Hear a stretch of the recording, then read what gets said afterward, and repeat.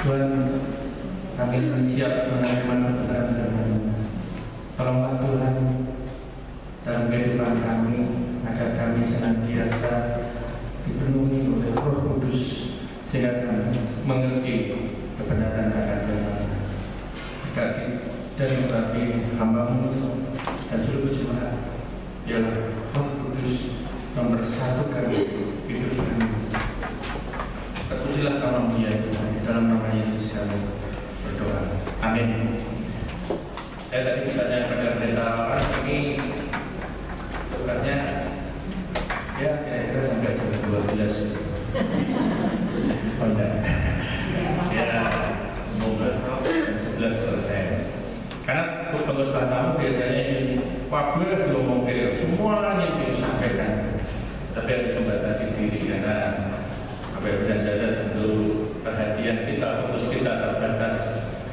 Kita melihat bahwa dalam ayat yang luar biasa ini, saya banyak mendapatkan berkat bahwa gereja mula-mula, jemaat mula-mula sudah memberikan satu gambaran yang sangat jelas. Gereja mula-mula ini menjadi salah satu kondisi yang ada pada waktu itu, di mana mereka mencoba memenangkan jiwa mereka melalui kuasa Roh Kudus. Lalu terbentuklah satu persekutuan yang sangat indah, yaitu gereja yang mula-mula, jemaat yang mula-mula terjadi. Dan ini merupakan gereja yang anti-tabiat, gereja yang anti-tabiat. Bapak dan Saudara, memang pada waktu itu jemaat masih terus beribadah kepada Allah. Tetapi dengan perkembangan dan pertumbuhan yang terus-menerus, banyak penganiayaan dan sebagainya, akhirnya mereka bersekutu di rumah-rumah. Nah, kita melihat ayat ini Bapak dan Saudara dalam ayat 1. Orang-orang yang menerima perkataannya itu memberi diri dibaptis, dan pada hari itu jumlah mereka bertambah kira-kira berapa? 3.000 jiwa. Mereka bertekun dalam pengajaran asal-asal dan dalam persekutuan, dan mereka selalu berkumpul untuk memecahkan roti dan berdoa. Bapak dan Saudara, jemaat waktu itu setelah mereka bertobat, mereka dibaptis, kemudian mereka berkumpul dalam sebuah keluarga. Karena memang orang yang percaya, yang baru percaya kepada Yesus pertama kali, apa kebutuhannya? Kebutuhannya adalah bahwa orang yang percaya kepada Yesus sebagai Tuhan dan Juru Selamat, pertama-tama adalah keyakinannya akan keselamatan harus dibangun. Betul? Keyakinannya harus diyakinkan. Keyakinan itu yaitu bahwa dia harus menyadari bahwa ketika dia percaya kepada Yesus, Allah akan memberkati hidupnya. Di situ ada satu perubahan yang terjadi, mengalami perubahan hidup. Perubahan seperti kalau kita melihat Rasul Paulus yang akhirnya penganiaya jemaat menjadi pewarta Injil bagi Tuhan. Ada perubahan. Kita harus meyakinkan mereka, meyakinkan bahwa Allah pasti mengasihi hidup kita sebagai anak Tuhan. Sudah diangkat menjadi anak Tuhan. Kita dikasih kasih seorang bapak terhadap anaknya. Lalu dan seorang bapak mengasihi anaknya itu pasti tidak. Ada seorang bapak yang menganiaya anaknya. Ada seorang bapak yang tidak suka anaknya. Tidak ada. Pasti semua mengasihi. Saya pernah menyampaikan satu ilustrasi bahwa Pak Jingkai itu ini ya, T43 training program Pak Hingke. Itu dia seorang peninjau yang luar biasa yang sudah menjangkau Jember. Jadi dia orang Thailand lalu melayani di Amerika sebagai urusan Injil, lalu dipanggil kembali untuk melayani di Cina. Dia bingung, di Cina apa yang harus dilakukan? Di sana agamanya apa? Tidak ada agama ateis, tetapi Pak Hingke ini dengan metode jemaat rumah, jemaat kelompok-kelompok kecil bisa menginjili jutaan jiwa dan bisa membuat jemaat yaitu 158.000 jemaat di Cina. Luar biasa, 158.000 jemaat di sana. Kelompok, karena di Cina memang pendidikan dan itu dilayani. Dan nanti bulan Juli Agustus akan datang ke Indonesia dan akan mengumpulkan, ini sedang kami rencanakan untuk mengundang gereja-gereja Semarang. Pak Hingke akan datang ke Sidono dan memberikan ini training for trainers. Kalau benar Pak Hingke ini suatu ketika waktu kecil dia minta apa? Minta di Taiwan waktu itu dia masih kecil, kalau sekolah jalan-jalan dia minta sepeda pada bapaknya. Ketika minta sepeda, kira-kira diberi nggak? Anaknya yang biasanya jalan ke sekolah terus minta sepedanya diberi nggak? Nggak diberi, nggak diberi loh ya posisinya saya. Nah tapi waktu ditanya, Pak Bu, kalau nyuwun sepeda, apa Solo? Saya minta sepeda bahasa Kanaya. Saya minta sepeda. Dia minta sepeda. Dia nanti dulu. Lalu ketika itu dia berjalan di depan kamar bapaknya dan ibunya rengang. Wah itu anaknya jalur sepeda. Masuk sepeda kurang. Tapi dia ada uang kan? Ya ada, harus diberi.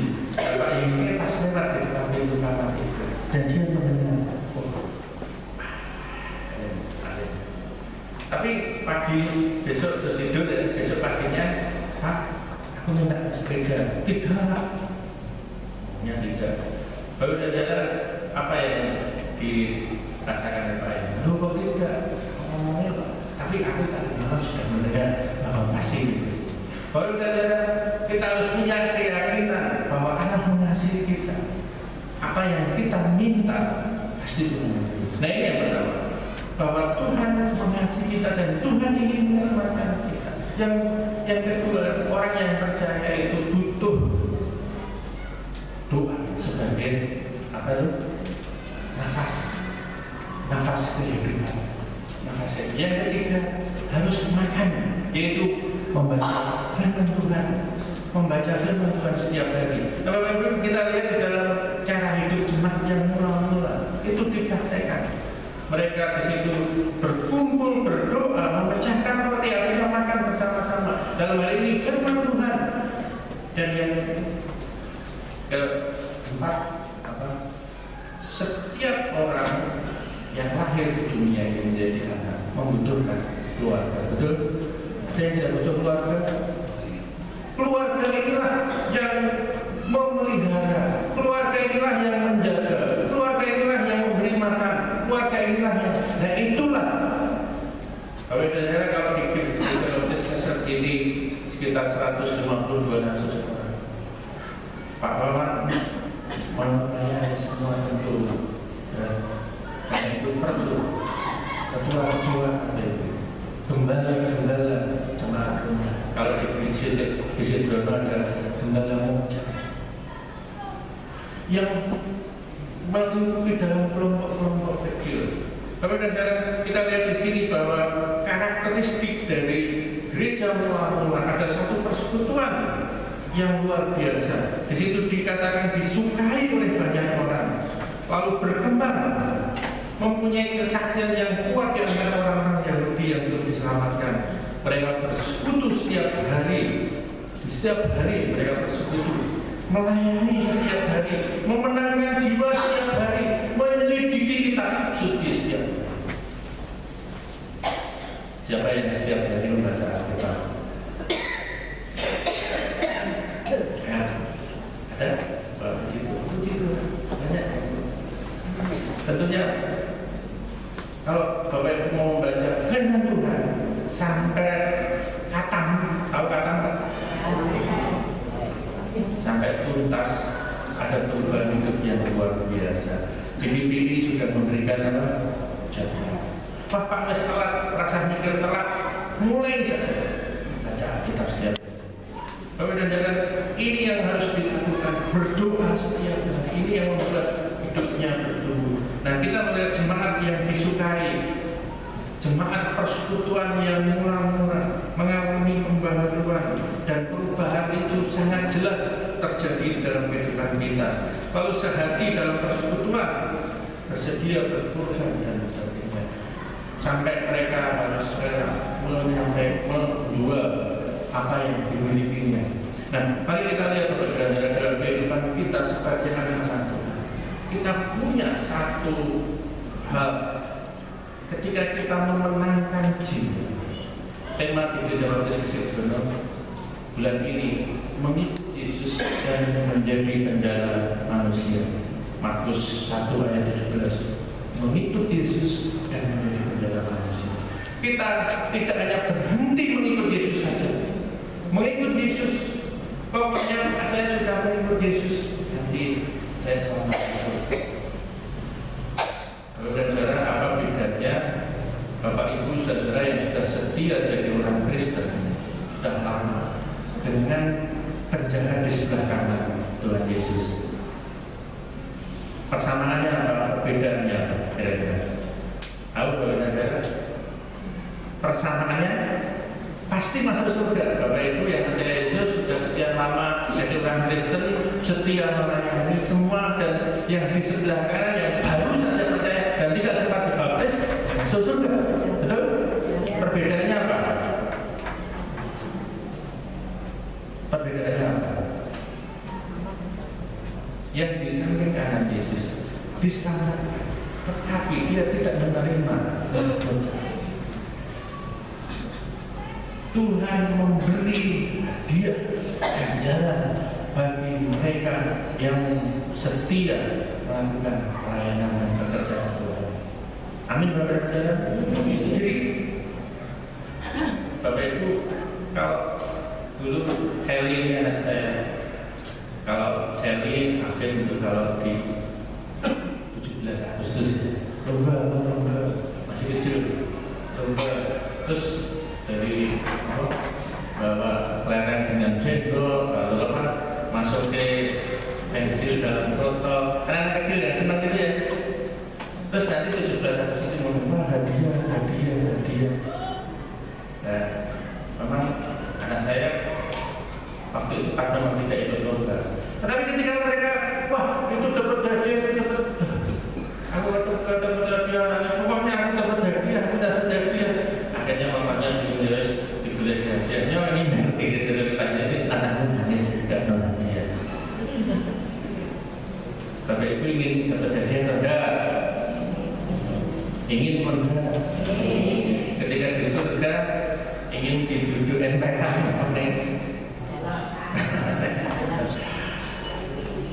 mari kita melihat bahwa ada satu tugas bagi kita.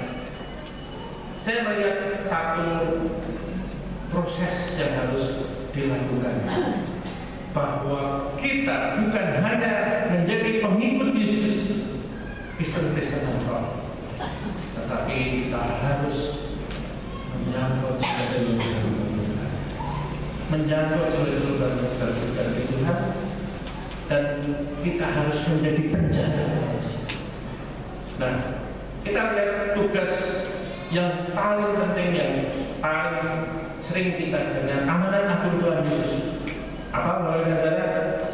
Matius 28:20, pergilah jadikanlah semua bangsa adalah mereka.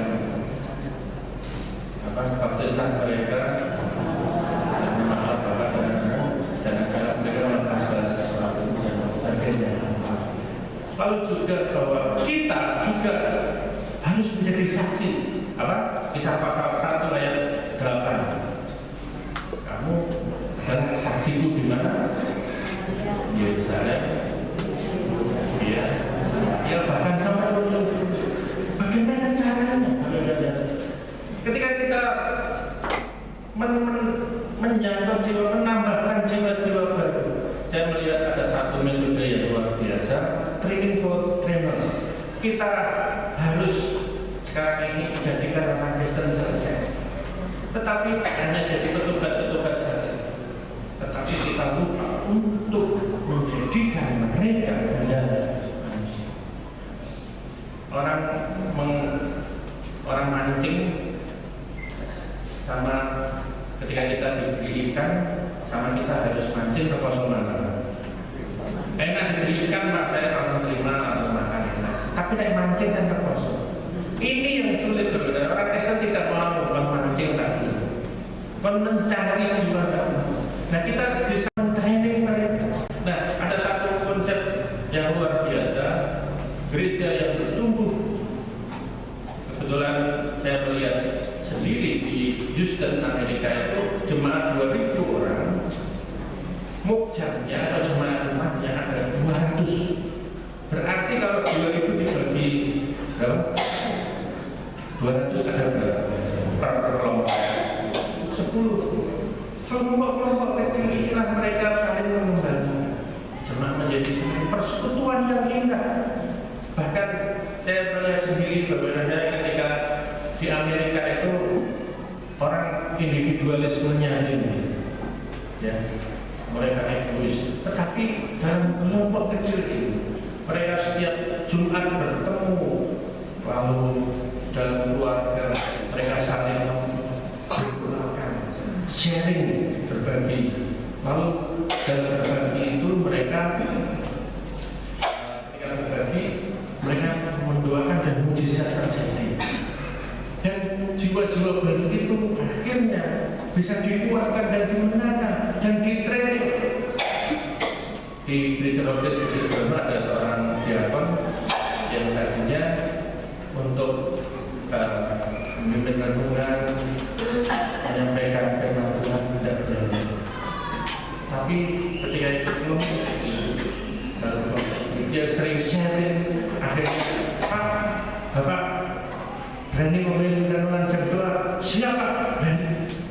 Ada pertumbuhan di situ, ada training, ada latihan. Karena itu kita harus menjaga jiwa-jiwa. Kita lihat strateginya di situ, mari Mbak teruskan. Terus, ya, kita lihat bahwa prinsip-prinsip amanat agung kita pergi di bagian. Artinya kita harus pergi. Gereja, orang yang baru pertama kali percaya Yesus, dia tidak mau datang ke gereja, betul? Belum mau datang. Tetapi gereja yang harus datang ke tempat itu. Ada satu kesaksian berbeda bahwa itu biasanya berbeda. Ini namanya Pak Trisno. Anaknya itu suaminya belum percaya Yesus, tidak mau ke gereja.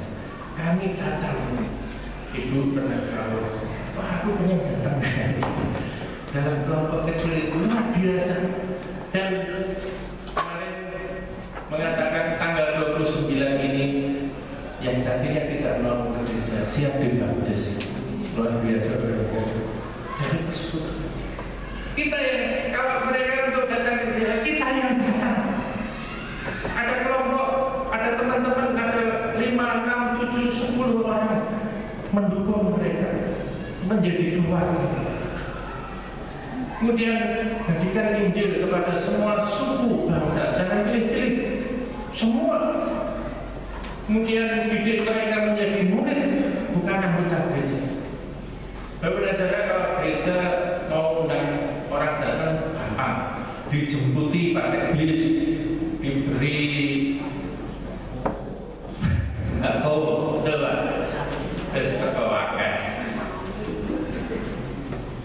kita harus menjadikan murid, bukan hanya sekedar mendatangkan orang. menjadikan kesaksian pribadi untuk menjangkau orang lain. Dalam kelompok kecil kita sering hanya sharing ya, membagikan hidup kita, persoalan hidup kita. Boleh ditanya saudara dalam mujang-mujang yang kita ada, ketika mereka menyampaikan masalah persoalan hidup, lalu didoakan. Minggu depannya Pak puji Tuhan, doa saya dijawab. Di Mijen itu ada satu kelompok, mereka tadinya bukan artis, suami istri. Lalu ada jemaat yang rumahnya di sana, dia ingin, Pak Pendeta, ini ada satu keluarga yang minta didoakan. Kami datang mendoakan, rumahnya sudah habis untuk keluar masuk rumah sakit, bawa rumah sakit, rumahnya habis, sekarang kontrak ya. Terus setelah itu kita doakan dalam nama Yesus sembuh. Sampai detik ini sudah berapa tahun? 23 tahun tidak pernah sakit. Di paling sakit ya sakitnya tuh di sini. Pakai apa? Tolaknya sembuh. Orang pintar minum tolak gitu. Minum tolak sembuh. Tidak dan sudah dibaptis.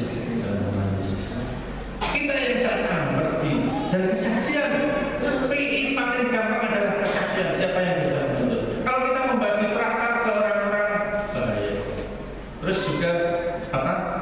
Mengajar mereka supaya mereka juga mengajar orang lain. 2 Timotius 2 ayat 2 dikatakan bahwa jadi pancing. 2 Timotius 2 ayat 2 kita buka saja. Itu pelipat ganda makanan.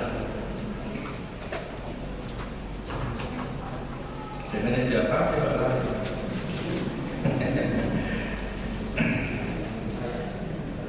Dua yang kedua.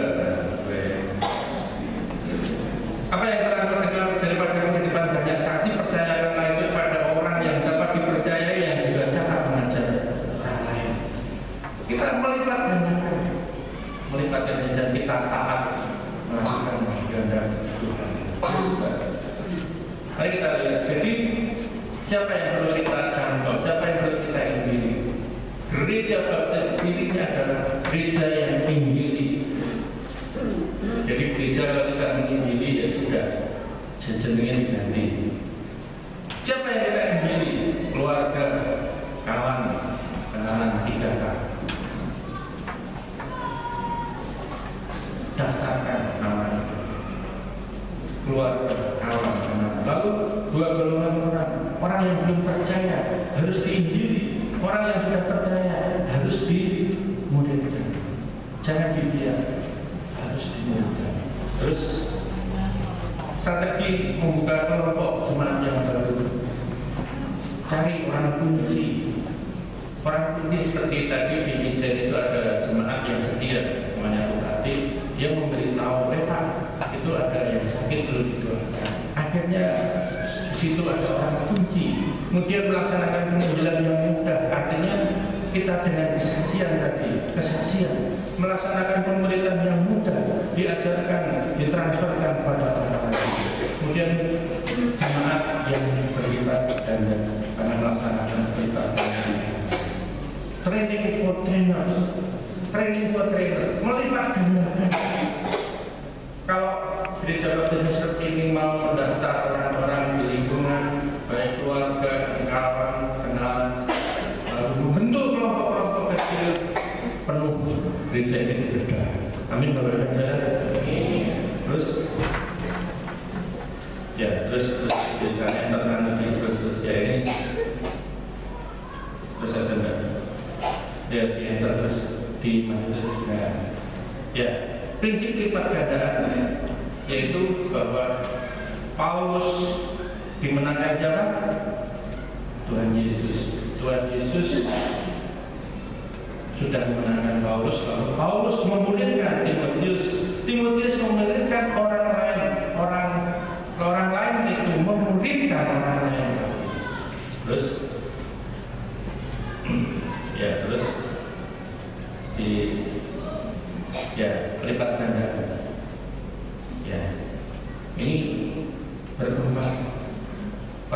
persekutuan gereja yang 2000 orang itu, mereka semua melayani dengan baik. Karena ada kelompok-kelompok kecil.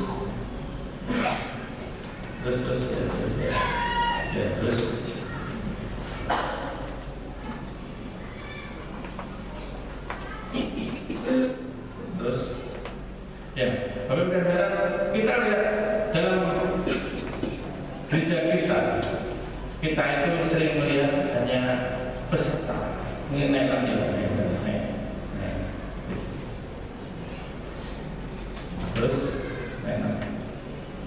terus naik lagi.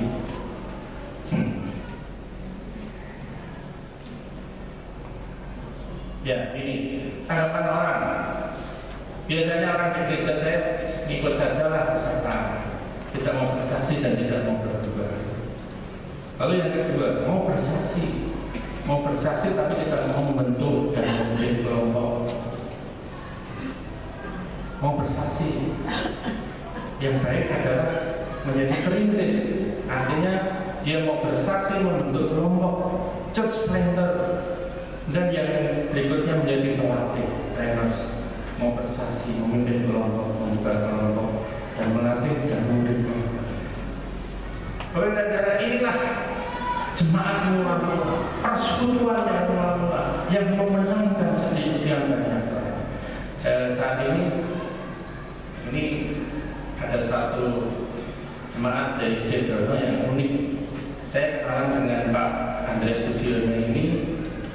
Pertama, sebelum saya ke Amerika, Pak Budi pernah datang. Setelah itu saya ke Amerika. Di Amerika,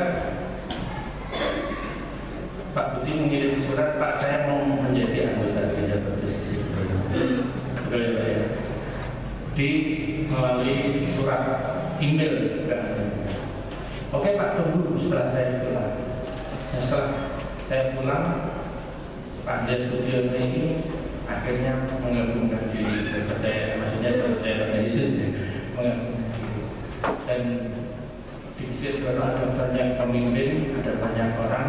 Salah satunya Pak Budi ini yang dia aktif dari awal ikut dalam merintis pelayanan pekerjaan Tuhan melalui Mokja atau jemaat. Pak Budi silakan diri sekilas. Mari Pak Budi. Ya, sehingga bagaimana persekutuan yang terjadi di dalam jemaat yang isinya terdiri dari orang-orang yang baru percaya dan perlu dikembangkan.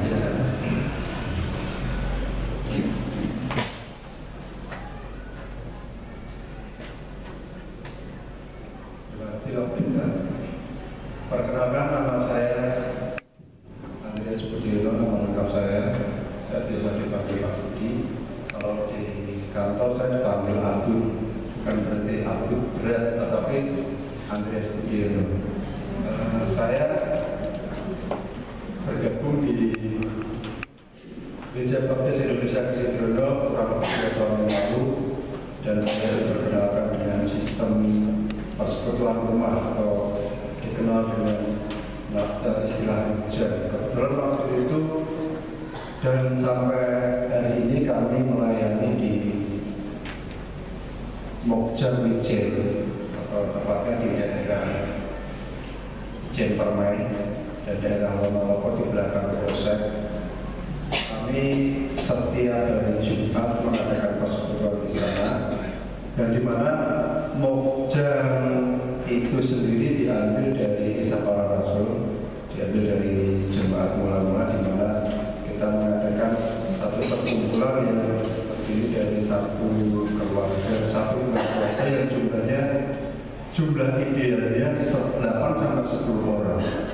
Jadi kita di situ sharing, berbagi cerita, kemudian juga masalah apa yang saat itu dihadapi jemaat di sana. Kebetulan jemaat di sana jemaat yang baru, dan jemaatnya mohon maaf sudah sepuh-sepuh, sudah pakai jari itu ya kalau bekerja, tetapi dia memiliki semangat yang tinggi. Kebetulan mereka juga mau dibaptiskan di gereja baptis Institut sampai saat ini menjadi anggota gereja kami. Selama 2 tahun kami melayani Mokja, yang didapat adalah kita semua tahu bahwa hidup berkeluarga itu kita perlukan. Kita memiliki satu masalah, kita bisa mendoakan saudara kita bisa membantu saudara kita. Mungkin saat itu saudara kita dalam satu pergumulan yang berat, kita bisa membantu di dalam materi, terlebih di dalam doa. Semua karena kita berusaha, tetapi Roh Kudus yang bekerja. Saya sendiri sebagai pelayan di sana, waktu itu merasakan sistem apa ini, kok sistemnya seperti ini. Tetapi lama-kelamaan saya terus saja, terus puji nama Tuhan, satu perubahan terjadi dalam kelompok saya. Yang tadinya Bapak Ibu seperti yang Bapak Pendeta sampaikan, rumahnya itu habis Bapak Ibu semua dijual, selalu periksa untuk biaya rumah sakit. Dan terpuji nama Tuhan, selama 2 tahun kami mengadakan persekutuan rumah tangga itu atau Mokja itu. Selama 2 tahun itu juga Bapak Ibu itu tidak pernah ke rumah sakit lagi, saudara-saudara. Jadi setiap kali sudah sakit Pak, kita doa bersama-sama. Terpuji nama Tuhan, tidak sampai ke rumah sakit sampai sekarang. Betul, sampai sekarang. Terus ada satu lagi sekarang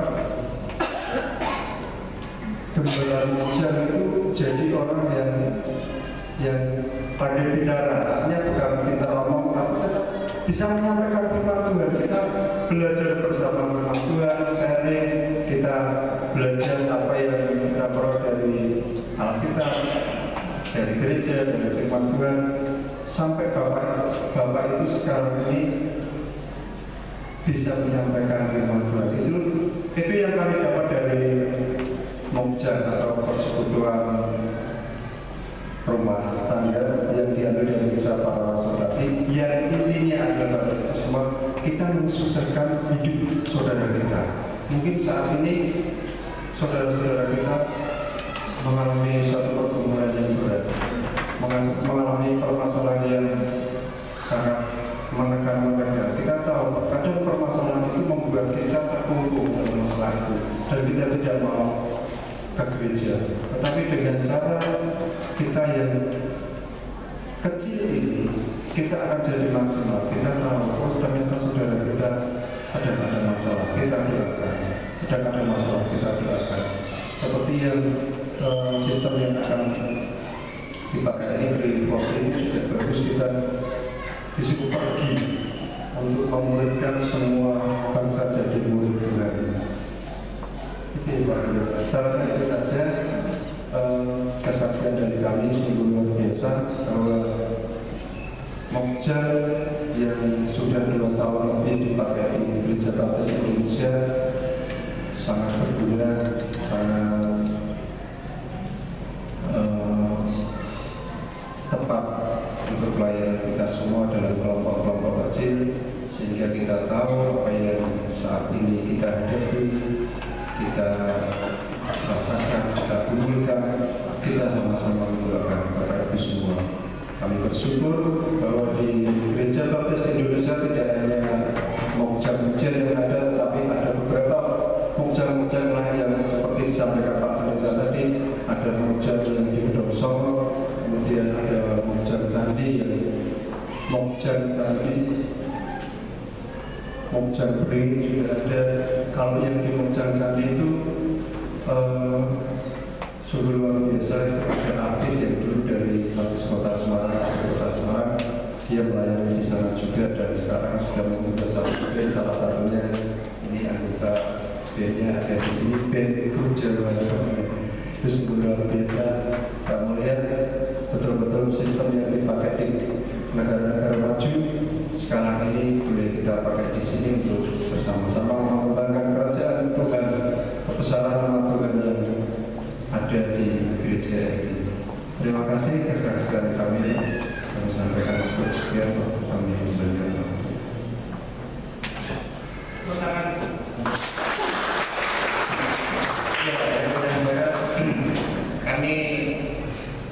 mendekati artis power slip namanya Happy Ibrahim, zaman itu terkenal. Saya hanya Jambu dan sebagainya tahun 90 power slip pun kalau itu namanya Happy Ibrahim.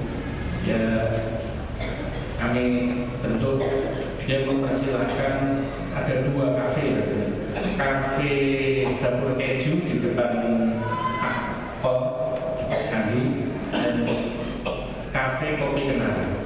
Kafe kopi kenangan itu dia buka kafe, ada 2 kafe di Cambangan, dan dia tergerak hatinya untuk silakan Pak membuka persekutuan rumah di sini. Dan dia sudah mengenal lagu dengan Mas Didit ini. Mas Didit ini anaknya pendeta Jawari, dia menjadi asisten musik di Jawari Sindra dan membuat lagu. Dan nanti kalau dijual CD-nya bisa menjadi tinggi. Berbeda-beda sekali lagi, mari kita renungkan. Apakah Bapak Ibu mau janjian menjadi anggota biasa peserta? Apakah Bapak Ibu ingin menyaksikan kita persekutuan dengan bersaksi? Mau Bapak Saudara? Apakah Bapak Ibu mau rumahnya, Pak rumahku ini untuk kelompok kecil? Saya akan mendoakan keluarga saya yang belum Kristen, kenalan saya yang belum Kristen, kawan saya yang belum Kristen. Kalau mereka belum mau ke gereja, rumahku Tuhan, rumahku pribadiku untuk kelompok saya. Apakah kita mau menjadi pemimpin kelompok? Menjadi gembala-gembala saja. Apakah Bapak Ibu ingin melatih orang lain, dan inilah persekutuan yang indah sesuai dengan jemaat mula-mula. Bapak Ibu dan Saudara, saya percaya ketika gereja ini belajar jemaat mula-mula, persekutuan di jemaat mula-mula, Kisah Para Rasul pasal 2 ayat 1 sampai 7. Gereja ini diberkati luar biasa. Yang berjalan terakhir sebelum saya mengakhiri khotbah, PKB, mengumumkan satu lagi. Boleh ya Pak?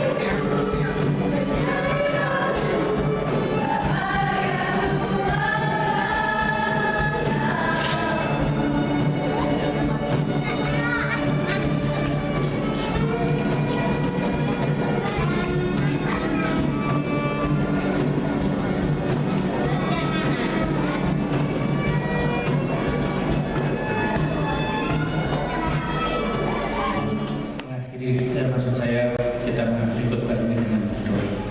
Terima kasih ya Tuhan atas saat ini kami bersyukur karena Tuhan mengingatkan kami bagaimana kami dalam kehidupan kami sebagai umatnya. Kami punya tugas, kami punya misi, yaitu kami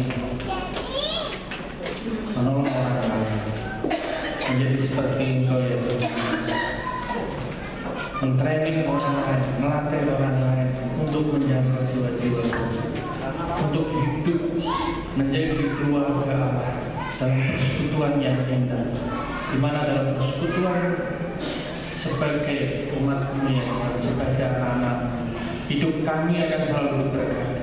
Kami menjadi anak-anak, kami menjadi anak raja. Kami semua sehati sepikir, kami terus belajar bagaimana kami mengasihi sesama. Kami terus belajar memperhatikan sesama, memedulikan sesama. Kami belajar bagaimana kami berkorban untuk saudara-saudara kami yang kami kasihi dalam persekutuan yang indah. Dan kami terus belajar dalam mengerti kehendak, dan kami selalu taat melakukan perintah.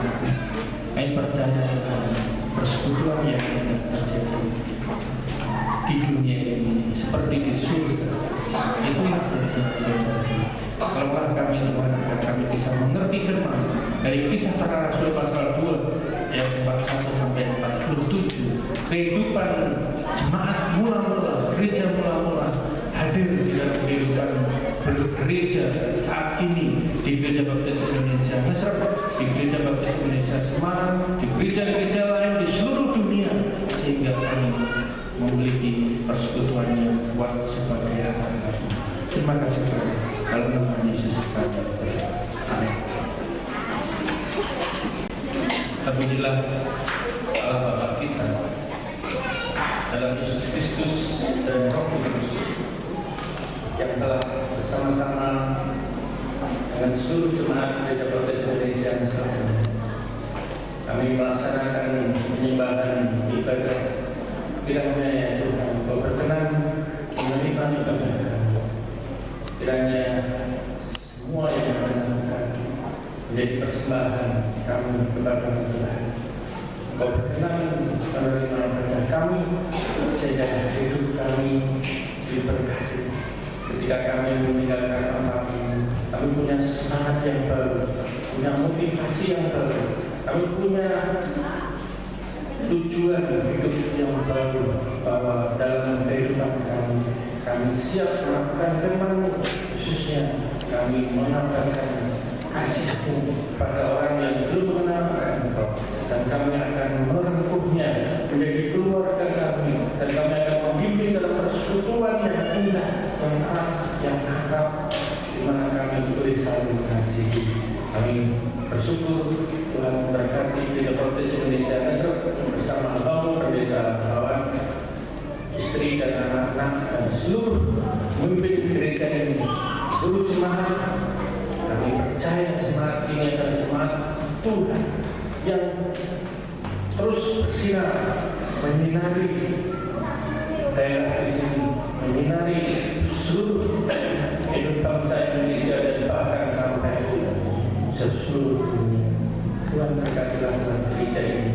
Tolonglah agar gereja ini terus Tuhan pakai menjadi alat untuk mengabarkan Injil, untuk terus berkarya bagi Tuhan, dan gereja ini menjadi besar karena Tuhan ada di dalam gereja ini. Terpujilah nama Tuhan. Mari kita akan beraktivitas dalam kehidupan kita masing-masing. Kita akan melakukan firman Tuhan, kita akan mengabarkan Injilnya, kita akan mengasihi sesama kita. Yang kasih Allah, damai sejahtera dan keselamatan dari Tuhan Yesus Kristus, kekuatan dan penghiburan dari Roh Kudus selalu beserta dengan kita dari sekarang sampai selama-lamanya. Amin.